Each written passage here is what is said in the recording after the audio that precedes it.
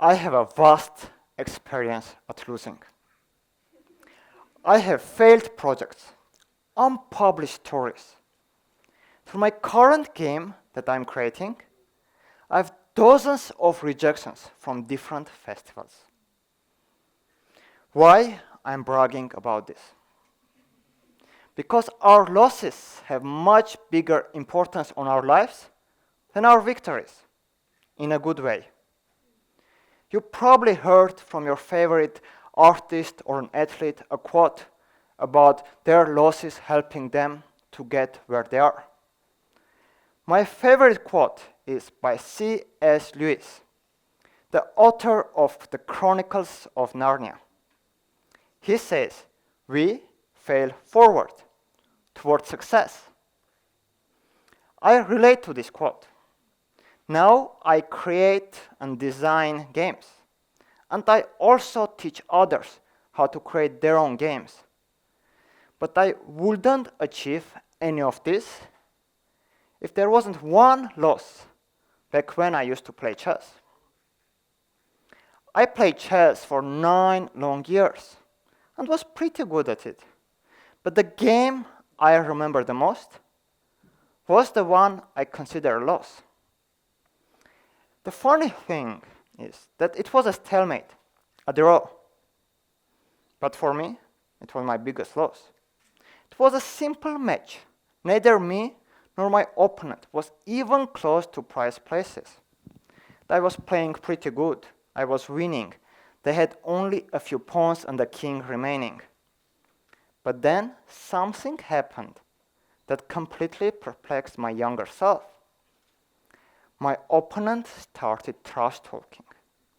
They told me that I'm not good enough, that they are expert at stalemating, that I will screw up and stalemate.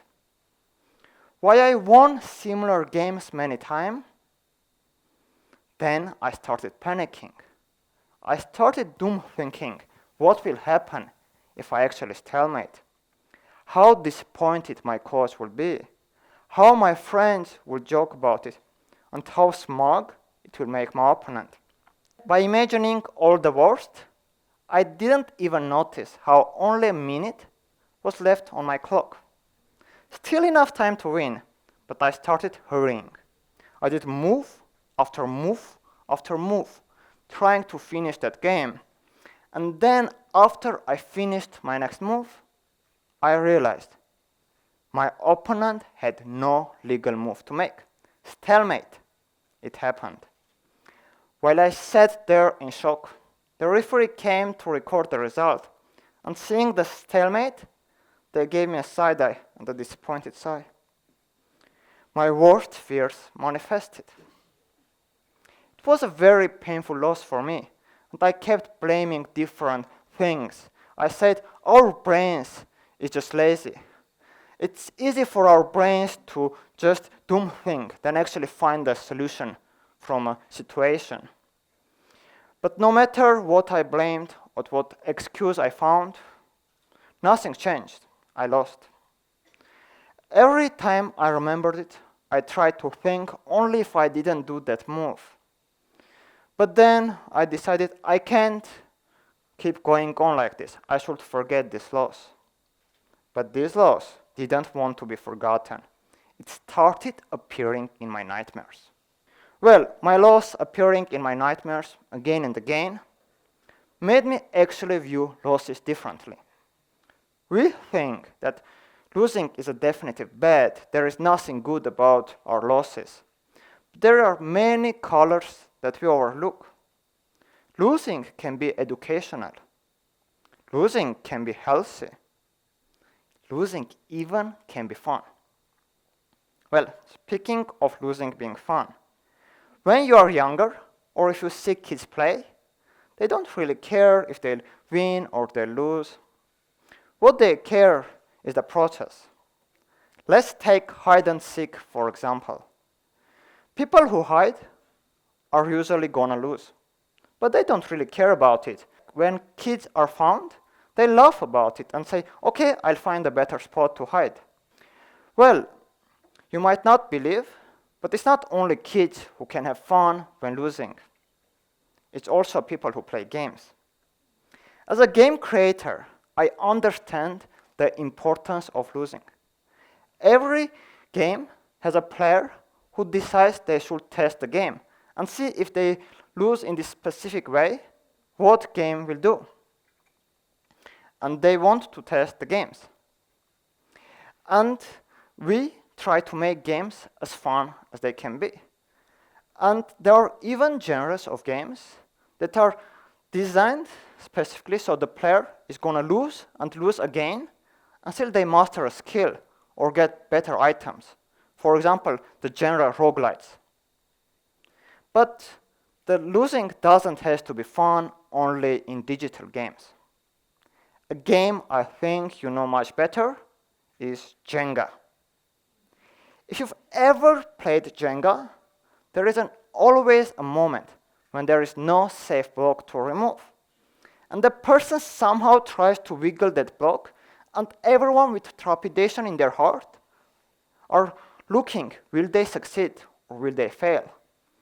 And when eventually someone fails, the tower crashes with very satisfying sound, and everyone laughs about it, even though collecting them pieces from the floor is very cumbersome. I'll even say people play Jenga for the sole minute when someone is about to lose, and everyone is going to wait, will they do it, will they do it?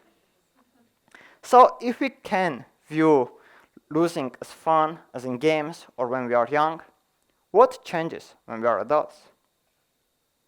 The thing is that from early age we learn that losing is bad.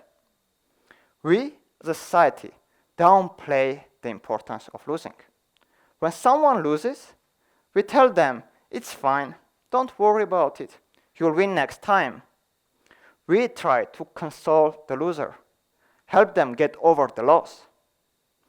But by doing so, we are robbing them from a valuable lesson that every loss entails. Well, I think that it's fine to lose. It's even good to lose, and the painful it is, the better. But I'm not saying because I lost too much, but because, hopefully like me, you'll try to analyze your losses. In my case, when I kept seeing my stalemate in my nightmares, I realized that I don't want to experience something like that again. So I decided that to break down my loss. And what I found out, that I hurry too much. I speak too quickly, I solve things too quickly, I even walk too fast. And I decided whenever I catch myself on hurrying, I should slow down. And it helped me get much better at chess. I ultimately climbed to the top 10 under 18 in Armenia. But I'll even say that I won't be here creating games and definitely not giving this speech if I didn't try to learn from my losses. Every loss has a well-hidden lesson inside it, and it is our job to uncover it, to learn it and improve ourselves. We think that opposite of losing is winning, but that's not it. The opposite of losing is ignorance. It's our avoidance to face the loss and learn the lesson inside it. If famous people never tried to learn from their losses, there will be a number of inventions that will never happen. One of them is theory of probability. Let me actually tell the story of it. Chevalier de Marais was a writer, but most importantly, a gambler. He liked to create dice games and gamble money with his friends. He usually made them so it is always favored to him. But eventually he created a game that he kept losing at. He couldn't understand why I'm losing at my own game. And remember, he was a gambler. He lost substantial amounts of money. Unable to uncover the lesson in his losses, he decided to ask help from his friend, Blaise Pascal, who was already a famous mathematician. When Pascal saw Chevalier's game, he realized that no known mathematics can explain it. The odds that Chevalier thought he had wasn't even remotely close to the reality. And Pascal spent months and months trying to uncover the mathematics behind Chevalier's problem. And what he found it is what we today call the theory of probability. Everything started from Chevalier de Marais trying to analyze his losses and to learn from them. And it led to an invention we use today. Without theory of probability, there won't be weather forecasts, there won't be AI, especially generative AI, probably for the better. But it is fine if you can't understand why you keep losing to ask for help from someone you know. The notion of every loss carrying an importance lesson is very popular in games. Many games try to teach their players certain mechanics through presenting them with a problem they have to lose again and again until they can overcome it. There are even games we call educational that try to teach mathematics or spelling. You probably know Duolingo. And they especially pay attention when you make a mistake, show you the correct direction, and then bring back your mistakes to see if you can solve it now. But I believe that the most important aspect about losing is not learning from it. It's admitting our defeat. It's very easy to blame someone else or say, okay, I didn't feel very good, and not understanding that we should accept the loss. But without doing so, we will never be able to learn from it. And people who don't lose too often can't handle when they eventually lose. And sometimes they throw sins. You probably know Magnus Carlsen, a world-renowned chess player, multiple times world chess champion, and who currently has highest ranking in the entire world. You probably saw a video of him hitting the table when he loses. And it's not that Magnus Carlsen can't understand that every loss carries a lesson. It's that he loses so seldom that when it happens, he just can't handle it. You might be surprised, but in a very similar situations are straight A students.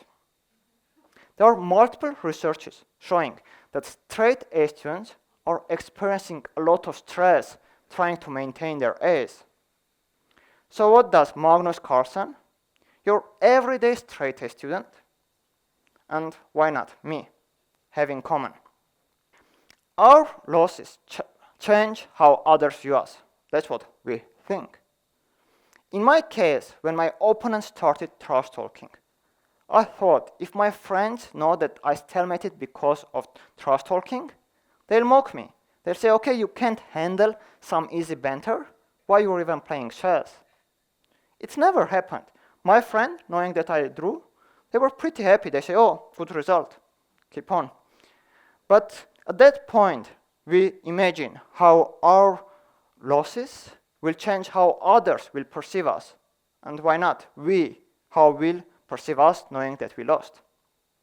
So if losing is so bad, why I'm here telling you go and lose more? Because if you are avoiding losing, we start being afraid of it. And fearing our losses makes us miss opportunities. Every opportunity has a risk of failure. And when you try to avoid losing, you start not wanting to apply to different opportunities, being afraid what will happen if you don't get it. I see this very often in my students. When there is a job they really want, they are very afraid to apply, saying, I'm not good enough, maybe next year. But if you don't apply it, maybe you'll never have that chance. So what I tell them is to take the shot. If you lose, then you have a lesson. And maybe, just maybe, they'll see in you something that you don't see yourself, and you'll get the job. Well, speaking of avoiding opportunities, many people might say that it's very easy to say, but when the situation comes, it's very scary. It's very say, okay, I'll go and take that opportunity or nail that interview, but when the interview comes, you start being afraid. Maybe your knees even shake. So what you can do then? And this is where games come in. Games provide us with a safe environment when we can lose again and again until we learn how to act under time pressures or under different circumstances. You might think that no one even takes games seriously, but if you ever played online multiplayer games, you'll know people there take it very seriously, maybe even too much. From early ages, we try to reach our goals, and ultimately we tumble and fail. And from then, we start looking at losing something very bad, something should be avoided by all cost. But the journey to our dreams is full of hurdles, and without learning from our losses, we can't overcome them. Without losses, there is no victories. And if you are panicking under important situations, luckily we live in the age of games. So you can go play games, have fun, and master the art of losing. Thank you.